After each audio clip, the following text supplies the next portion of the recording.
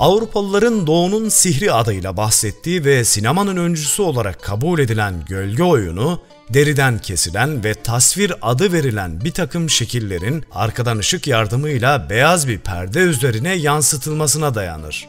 Doğu kültürlerine özgü bir sanattır ve ortaya çıkışı hakkında değişik rivayetler vardır.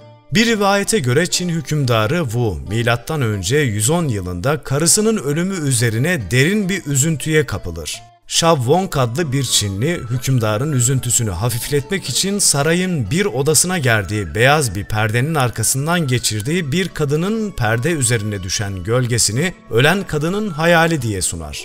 Bizdeki Karagöz ve Hacivat efsanesine benzerlik dikkat çekicidir. Bir başka rivayete göre ise Hintlilerden çıkmış 4. veya 5. yüzyıllarda Java'ya geçmiş ve buradan da Batı dünyasına yayılmıştır. Birçok milletin kendine özgü gölge oyunu vardır. Türk milletinin gölge oyunu olan Karagöz ve Hacivat aslında birçok yeteneğe sahip bir sanatçının çoğunlukla tek başına gerçekleştirdiği sanatsal bir gösterimdir. Karagöz ve Hacivat oyununun doğuşu hakkında ise oldukça farklı rivayetler mevcuttur. En yaygın görüş, Sultan Orhan devrinde Bursa'da bir cami inşaatı esnasında biri duvarcı, diğeri demirci olan Hacivat'la Karagöz, gevezelikleri ve maskaralıklarıyla öteki işçileri çalışmaktan alıkoydukları için padişah tarafından öldürtülür.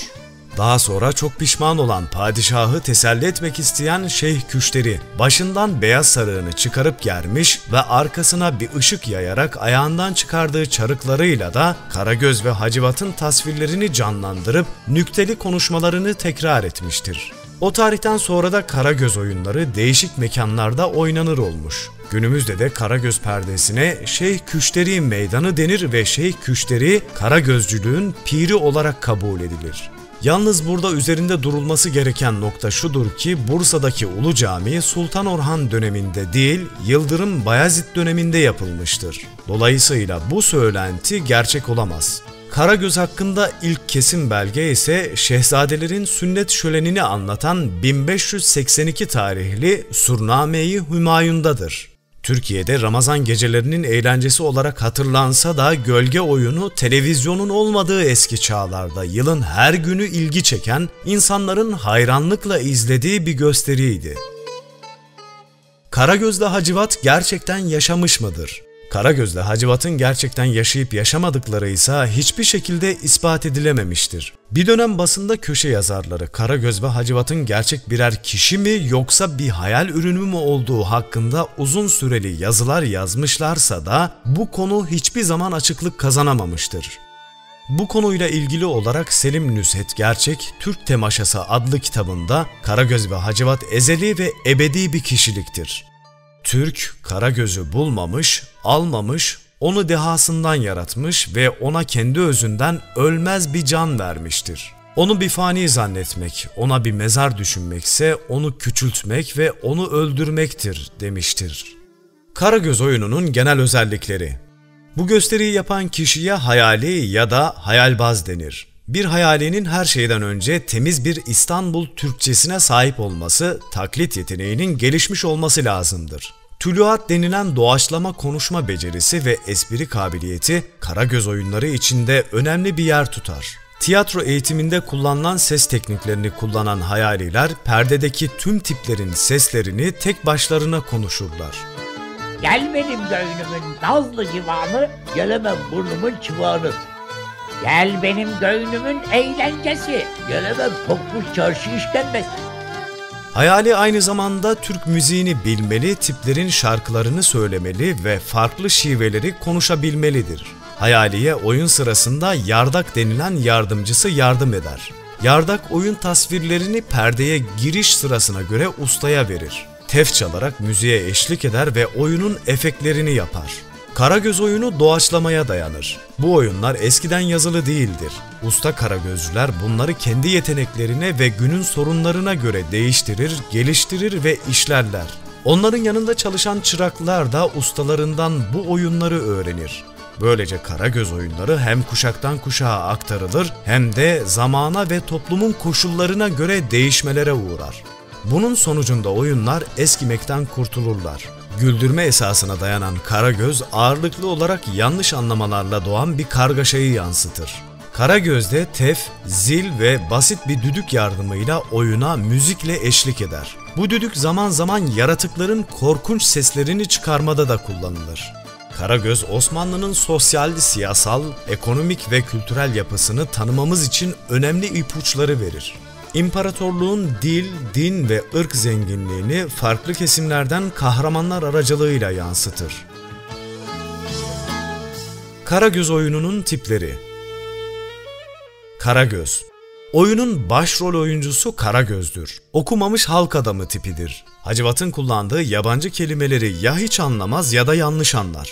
Bu yanlış anlamalar oyunda komik durumların oluşmasını sağlar. Karagöz her işe, her olaya burnunu sokar. Sokakta değilse de evinin penceresinden uzanır ya da evinin içinden seslenir. Hemen hemen her işe karışır. Bir taraftan da Türkçe dil kurallarıyla yabancı sözcükler kullanan Hacivat'la dalga geçer.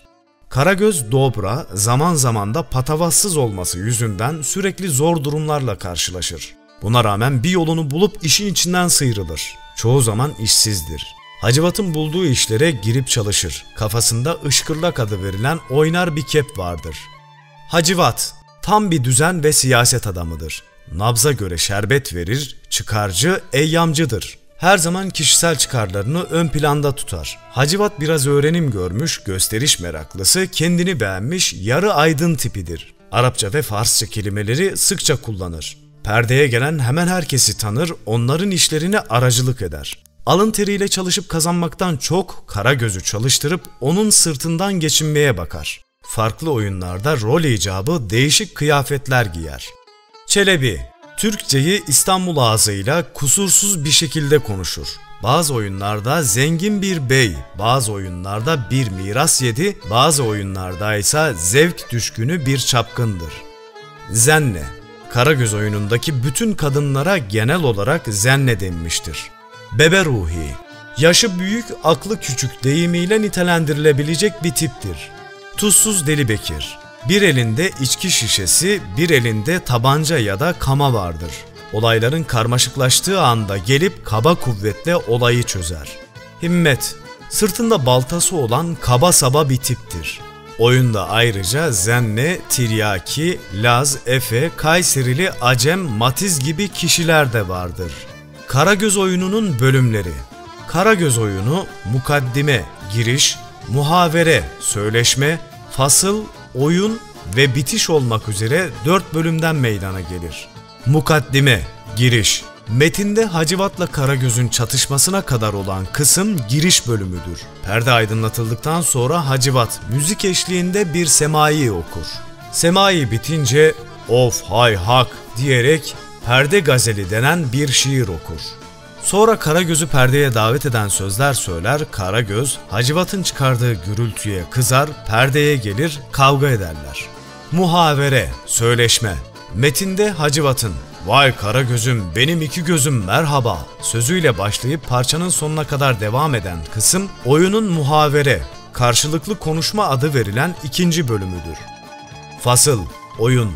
Oyunun perdeye yansıtılan asıl bölümüdür. Bu bölümde çeşitli tipler oyuna katılır. Bunlar genellikle kendi şive özellikleriyle Karagöz'le konuşturulur. Konuşmalara bazen Hacivat da karışır. Konuşmalarda komiklik ağır basar. Olaylar bir yerde düğümlenir. Sonunda başka bir tipin Efe, Külhan Bey'i, sarhoş ve benzeri perdeye gelmesiyle düğüm çözülür. Bitiş. Bu bölümde tekrar Hacivat'la Karagöz'ün konuşmaları olur. Konuşma kavgaya dönüşür.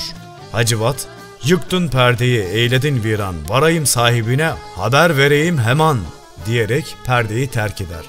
Karagöz de "Her ne kadar sürçülisan ettikse affola" diyerek oyunu bitirir.